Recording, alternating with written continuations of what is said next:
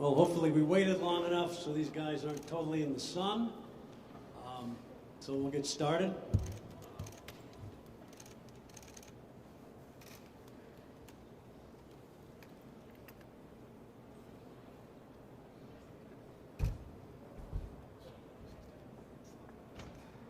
And we'll go back to John Daniels. All right. Thank you again, John. Obviously, we're here to introduce Corey Seager and his wife Maddie to our Rangers family. I have a special announcement per Rangers Hall of Famer Chuck Morgan that he asked me to share with everybody. On rapid timing, we have a Corey Seager bobblehead night on July 9th this summer, and a Marcus Semien bobblehead on August 13th. So get your tickets now. That's true, by the way, if you want to promote that. In a continuation of the theme here, we had an opportunity a couple weeks ago to sit down with Corey and with Maddie, and just really impressed by the quality of the individuals. They're kind of what they want to do in the community from a philanthropy standpoint. Corey's goals on the field. Really, what stood out in large part was Corey's and his intensity and his focus in the conversations, the questions he asked. You're talking about one of the elite left-hand bats in the game that also happens to play one of the most demanding positions in the game. Obviously, his relationship with Woody, we had a pretty good insight going into the process, but came out of it equally or more so convicted that this was just the perfect fit for us and just something that we wanted to recommend to ownership, to invest in as one of the pillars of this club. And I go back to our scouting director Kip Fagg when Corey was in high school, him raving about him, and Kip wanted to land him that year, and we thought we were going to get him, and Scott called and broke our hearts a few picks earlier. The Dodgers jumped in, but fast forward now, and we're excited to be able to welcome him here.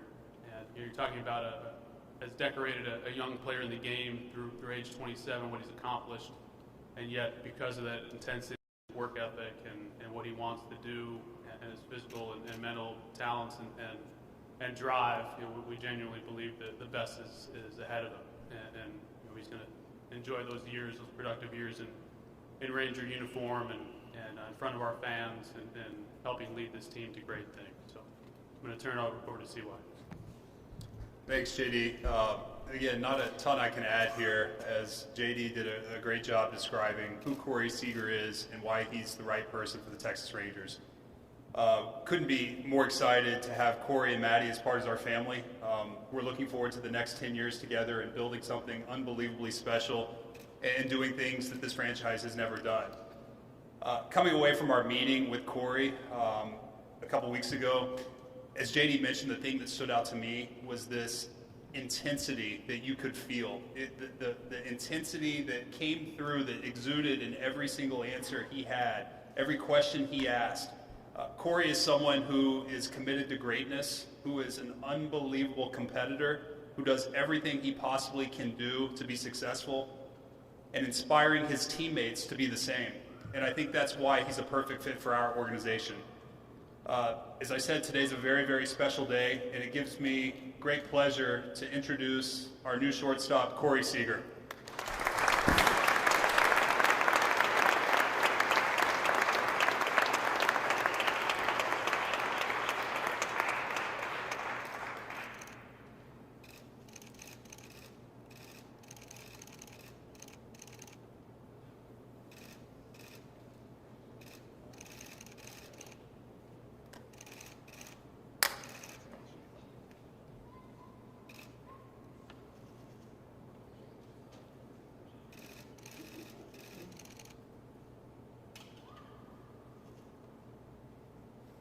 First off, thank you. A lot of kind words right there. I really do appreciate that. I want to thank my wife, Maddie, for always supporting me. Thank the family, both my brothers, Scott, thank you for everything you've done for me and Maddie and our family as well. And just again, thank the Rangers. This is a great opportunity for me and my family, and we're really looking forward to it. Because of the sun. So we'll take questions. Please raise your hands. We'll start with Emily. Corey, when you kind of entered into this process and knew that it was coming, where did this organization fit in? Did the relationship with Woody play into it a ton, I would assume? And kind of how did things evolve for you and for Maddie together as a family? Yeah, it played a huge part. I've known Woody for a long time. He had both my brothers too. And knowing his drive, knowing his effort level that he put forward, and knowing how he wants to run a team and how his vision was for a team, it played a huge part. And then once I got in the room, hearing CY and hearing JD talk, and everybody was on the same page, everybody was aligned in their thinking, and it aligned with how me and Maddie approach our life, our team, our everything. So it was pretty impressive, and we were blown away leaving that meeting. And you're still such a young player, but to have had the experiences that you've had so far in your career, how valuable will those be now in trying to build and get to the ultimate destination here? Yeah, absolutely. I was fortunate enough to be drafted by a team that won right away. You grow up fast, you learn how to be a professional, you learn how to do it the right way. We made that an important thing over there. Bringing a title back to LA was a huge accomplishment. Oh my goodness. Nervous if you can't tell. It was exciting for us. I'm not even going to try to say the word anymore. But to be able to do that and to learn from those experiences and to be able to grow from those experiences and to be able to bring them over here, I'm very excited about. Let's go to Evan. Corey, how did the Rangers present their case for you to come here to you? And there's some challenges. I mean, I think everybody understands that. But how did they present those challenges of what the team is facing, and how did that kind of sit with you? They were straightforward. They were very open and honest about how many games they lost and where they're at in their organization right now, and where their vision is for the organization. And that's something that we wanted to embrace. That's something that I enjoy. I enjoy the work of it, the grind, the passion for the game, to do it the right way, and to have the right people. It always comes down to people, and these guys sitting up beside me are great people, and they have a great vision for this organization, and I was really excited to be a part of it. Jeff.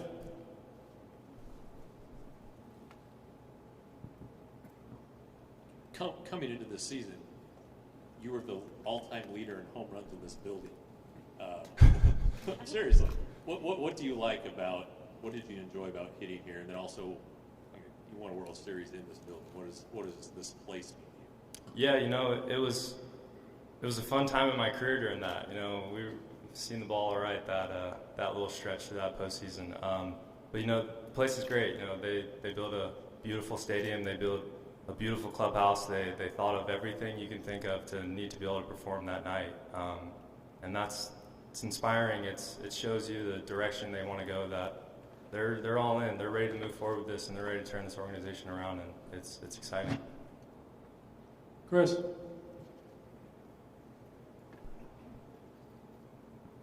Hey Corey, obviously played on a really good team, the Dodgers, but we just talked to Marcus and the two of you up the middle. How do you feel going into that, being able to play alongside a player who's finished third in the MVP voting the last 2 full seasons? Yeah, how can you not be excited about that? Not only the elite player, elite person, carries himself well. He's a great teammate. There's not a bad word being said about Marcus Semien, and to be able to learn from somebody who's that talented and to take little things that he does in his game that I might not, to be able to bounce off each other and to be up the middle here for a long time is very exciting. Nui. For Corey, 10-year deal, what do you want to see? What has to be happening for you to make this a successful 10 years with the Rangers? And for Scott, are there any opt-outs in this contract at all? Believing in the people. It always goes back to the people. Culture is built by people. And hearing these guys talk and knowing Woody and knowing what they're about and where they want to go, it really hit home. You know, it's going to be a challenge. You know, we got some work to do, and they've already done that. You know, going out and getting guys like Simeon, like Cole, like John Gray. You know, that's the first step in building a winning organization, is going out and getting guys to be leaders, know what it's like to be there, and to be able to perform and to change and to learn from each other and to teach younger guys. You know, that's what it's all about here, and we're up for the challenge. Let's go to Stefan. John made a second Oh, half I'm to that sorry. question. Ironically, the opt-out began in Texas, and for Corey and Maddie, their calling to me and direction was to opt into Texas, and we plan to be here for the full 10 years. Yes or no? Okay, sorry, Stefan. Corey, how important was the idea that this club, that you weren't just going to be the lone pillar taken in this off season? How important was that aspect of it? Sorry. Yeah, it probably was the most important. You know, this is baseball. You know, you need a lot of guys. One guy's not going to be able to carry a team like that. You know, you can set a foundation and feel like you're guiding a team in the right direction, but it's going to take a lot more than one person. Go back to Jeff, then over to Skyler. Can you give a quick scouting report on what it's like to face John Gray? He's good. Simple as that. You know, he's effective. The way he mixes pitches, mixes speeds. He knows how to use his fastball. He doesn't have to rely on it if it's not there, but he knows how to use it when it is. He's a guy that he's kept me off balance kind of my whole career. You know, it's been a little bit of a cat and mouse game with us so far, but it's a lot more exciting to be behind him than definitely in the batter's box. Let's see, back over to Skyler. Corey, how much did the impending lockout tonight and the deadline have to do with trying to get this decision done? It really didn't. You know, I wasn't really worried about doing it after, doing it before. It was just a great opportunity that fit me and my family and what we were looking for, and we jumped on it. Evan? Then I'll go to Levi. So, Corey, for you, and then I've got one for John and Chris, but the agreement with Marcus, how much more energy did that put into the talks between you and the Rangers? How much easier did it make for you to kind of make this commitment here? Extremely, you know, with all three of them so far. That was my biggest concern with them going in the meeting, was it can't just be me. It takes a whole clubhouse. It takes going out and getting guys when you need them, and they've proven that so far, and it was really exciting to see.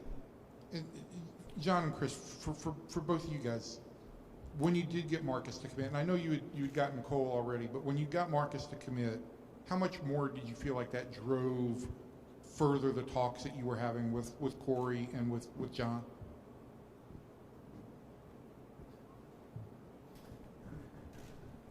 I mean, it didn't change anything on our side. You know, it didn't change how we evaluated the situation or our interest level in Corey or other players that we were talking to. The feedback we were getting in our conversations with Scott was that it was meaningful, but you know, it didn't really change anything on our side of it. Okay, other questions? Levi. All right, I'll start with a dumb one. Do you know Willie Calhoun from you guys' time together? I do. How did that conversation go about you wearing number 5? He was great about it. They reached out to me yesterday. He told me he was happy to give it to me, so I'm sure I'll find something to give him back. All right. And then, Chris, I just wanted to hear from you, kind of, you know, you guys' background together in LA, and what specifically it was about Corey that made you sort of push for the team to go get him. Yeah, I think when we started this process, I've always known when Corey was going to be a free agent. We've had many talks through our time in LA, and the thing that resonates with me is that we shared a common understanding of what it takes to build a champion and what a champion is. I saw it firsthand for 3 years. The kid never took a pitch off. He was 22 years old when I had him, and it was pretty remarkable considering how hard he worked, how much he wanted to improve. He wanted to prove to the world that he was a shortstop. He's 6'4". You don't see that very often. Just the dedication that he had on a daily basis, the no-nonsense approach, the way he played the game, obviously it always resonated with me. Obviously, he's, with the bat in his hand, he's pretty special. But I think off the field, the teammate that he always wanted to be, the leader that he envisioned being. In LA, that we had a lot of guys there. We had a lot of guys that took that role on. But I've always challenged him that he's going to have to take that role.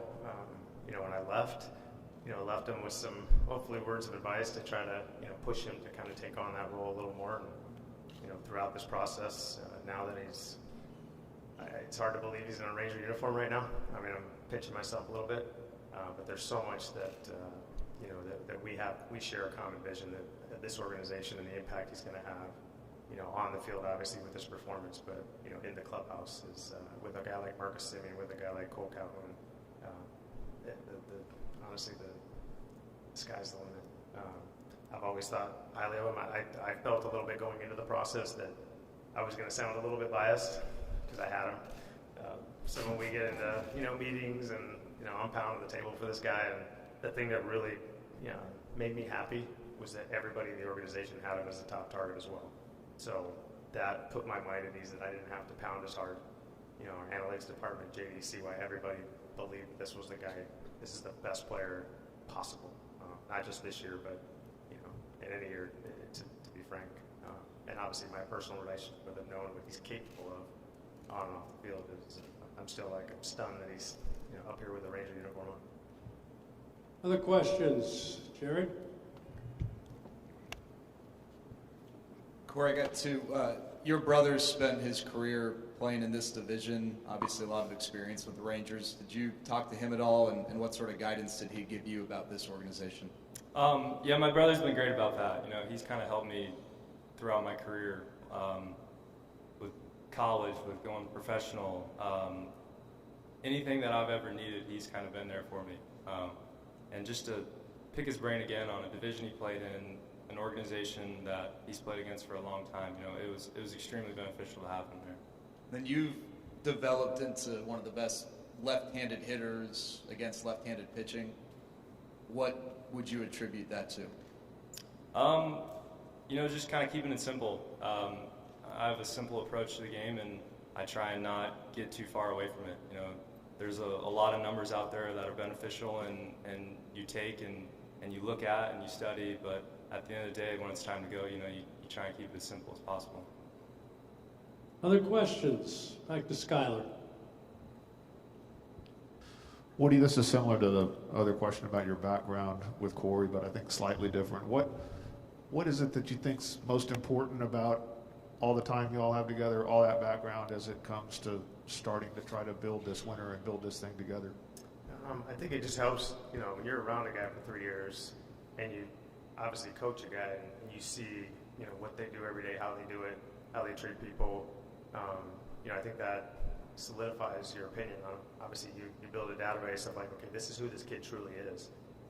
And I'll be honest with you, and I told him last night this, when we got into the meeting with him, I was pretty nervous going into that meeting, not because of what I was going to say, but what Corey was going to say, because I wanted JD and CY to see, I wanted the people that we had in that meeting to see who Corey is. And I knew if they did, that they wouldn't be able to choose another player. And honestly, to his credit, he did. Matty I know pretty well, and hearing the way he spoke and the vision that he had, and how I know how personally, how invested he will be when we sign him, and how far we can take that. It's pretty special. Jonah. For Corey and Chris, if you could actually elaborate on your kind of personal friendship, relationship, maybe outside of baseball, how long y'all have known each other, family dynamics, and maybe what role that kind of played in you ultimately making this decision. Well, I think he first met Kyle when you were still playing, and then he actually coached Justin first in the minor leagues, and Kyle in the big leagues with the Mariners, and then he came over in 16 with us with the Dodgers. So the whole family knows him. You know, he got a taste of all three of us. Don't make him ask who his favorite is too. I don't know if I want to know. But no, you know, it was a huge part. He's honestly one of my favorite people in baseball. Getting to know him over the years, picking his brain, how much he's helped me, how much he knew playing shortstop meant to me, and for him to have the same drive and the same effort that I did as a player, was as a coach to help, it was huge. You know, it made you trust him that much more and that much better, and knowing that he's gonna always try and help. You know, it might not be something you want to hear. It might be not how you think you should play, different positions, different plays, but having the faith and the trust in him to know that he's looking out for me and he thinks it'll be beneficial, and to trust that and to see it come to fruition and to be able to compete and everything like that. Just it was huge. You know, it was a huge part of this decision for me. Let's go over to Evan and then Jeff. John, can I answer that one too? Sorry, sure. You're good. So yeah, I mean, it's kind of funny how Justin was the first Seager I coached, and I coached all three. So it's pretty amazing to think that, like, and I know that obviously the family well, I know the parents well, and once you start to get to know, you know, the inner workings of that family, you meet the parents, and you realize, okay, I see why these kids are the way they are. Kyle was tough to coach. He would challenge it the same way Corey did. I'll never forget Corey. I asked him, he's standing up when he threw it. I wanted him to get to throw a little bit more uphill, and it doesn't make sense to me. Like, I need to say it a different way. And I think that's what I appreciated about all of them. They were very curious, but yet you had to come with truth, and I appreciated that as a coach. You never want to just have a player say yes, I got it, and then really not have it show up on the field. But they're very curious. Their attention to detail is like no other players I've ever been around. And just to get the honor to actually coach, and actually manage him now and share a vision with him, I can't wait to pour into teaching him how to lead and take that next step. Because what he does on the field and the person that he is, he doesn't have to change a thing. Corey Seager can be the unapologetic Corey Seager that I've come to love, honestly. And I love that about him, and I don't want to change that about him. But I do want to challenge him in a lot of ways to take on some of the responsibility of how we're going to make a champion. Obviously, this city, this area has been dying for it. It's never happened here. And that is something that really resonated with him, and I know he can't wait to build a champion. We're going to. Evan? For you, this team has committed $561 million this offseason, which I think is an MLB offseason record of free agency. Can you just put into context a little bit of what your feeling is on the amount of heavy lifting that the Rangers have done in one offseason, going from where they were to where they envision they will be? The theories of winning in baseball are varied. And there is, for each cake that is built, there's a time to put the oven on and say the batter is ready to bake, I guess. And when you look at organizations and you look at things, I have a privilege of being around great players and getting to listen to this. You hope you see the theory of something that is based upon a number of factors. That is probability, the player and character within a locker room to execute championship level play, the desire to develop players below that will provide the depth, and also the confidence from ownership down below that this is something that, while as difficult as it is, momentum flows.